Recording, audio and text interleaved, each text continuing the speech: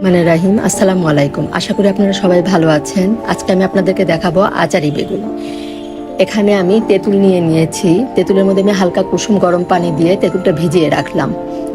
আর এখানে বেগুনগুলো আমি কেটে নিয়েছি। এর মধ্যে হাফ চামচের কম করে আমি হলুদ গুঁড়ো আর দিয়ে দিব মরিচের গুঁড়ো, আর হাফ চামচ পরিমাণ লবণ দিয়ে ভালো করে বেগুনের সাথে সব একসাথে মিশিয়ে নিব।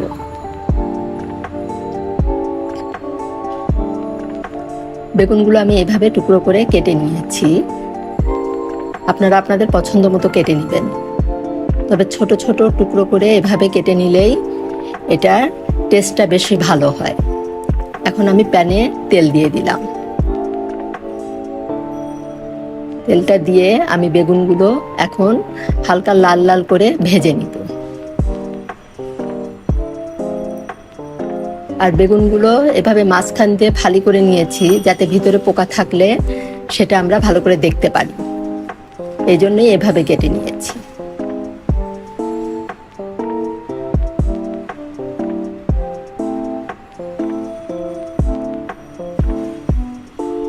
যে লাল লাল করে ভাজা আমার হয়ে গিয়েছে, এখন আমি বেগুনগুলো সব তুলে নিব।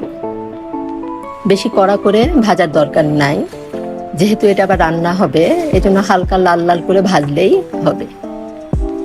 এখন আমি প্যানে সরিষার তেল দিয়ে দিব। যেহেতু আচারি বেগুন, এটা সরিষার তেল দিয়ে করলেই বেশি টেস্ট হয়। এখন আমি একটা শুকনো মরিচ ফোড়ন দিয়ে দিলাম। শুকনো মরিচটা আমি একটু হালকা ভেজে নিব। শুকনো মরিচের সুন্দর একটা ফ্লেভারটা বের হওয়া পর্যন্ত এটা আমি একটু ভেজে নিব। আর এর ভিতরে আমি দিয়ে দিব হাফ চামচের একটু বেশি দিব আমি পাঁচফোড়ন। পাঁচফোড়নটা দিয়েও আমি হালকা ভেজে নিব। পাঁচফোড়নের যে সুন্দর একটা ফ্লেভার আছে, এটা বের হওয়া পর্যন্ত আমি একটু ভেজে নিব।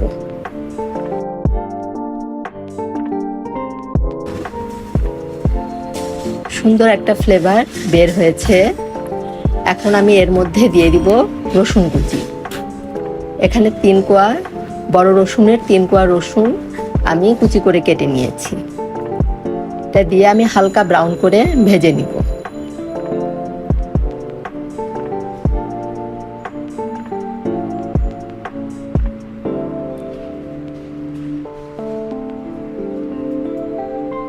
আর কোনো মশলা তেমন এখানে লাগবে না। আর এখানে দিব এখন আমি যে তেঁতুলের কাঠ, এটা আমি যে গুলিয়ে ছাঁকনি দিয়ে ছেঁকে নিয়েছি, প্রায় 1 কাপের মতো হয়েছে এখানে।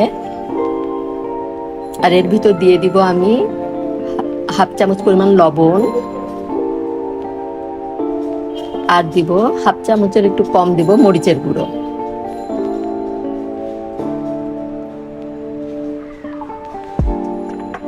এখন এটা ভালো করে মিশিয়ে নিব। মিশিয়ে নিয়ে আমি 2 টেবিল চামচ পরিমাণ এখানে চিনি দিয়ে দিব। যেহেতু আচারি বেগুন, এটা টেস্টটা হবে টক ঝাল মিষ্টি। আর আপনারা টেস্ট করে দেখে সেইভাবে আপনারা চিনিটা দিবেন। যে পরিমাণ টক খাবেন সেই অনুযায়ী আপনারা চিনিটা দিবেন। এখানে আমি আরেকটু হাফ চামচ পরিমাণ চিনি দিয়ে দিলাম, কারণ আমার কাছে একটু টকটা বেশি লাগতেছিল, এই জন্য আরেকটু চিনি দিয়ে দিলাম। এখন এটা ভালো করে মিশিয়ে নিয়ে আমি এর মধ্যে ভাজা বেগুনগুলো দিয়ে দিব। রান্নাটা কিন্তু খুবই সহজ একটা রান্না, একদম ঝটপট হয়ে যায়, আর খেতে কিন্তু অসাধারণ। এটা আপনারা পোলাও, খিচুড়ির সাথে তো মজা লাগেই, সাদা ভাত আর পাতলা ডালের সাথে এটা খেতে আরো বেশি মজা লাগে।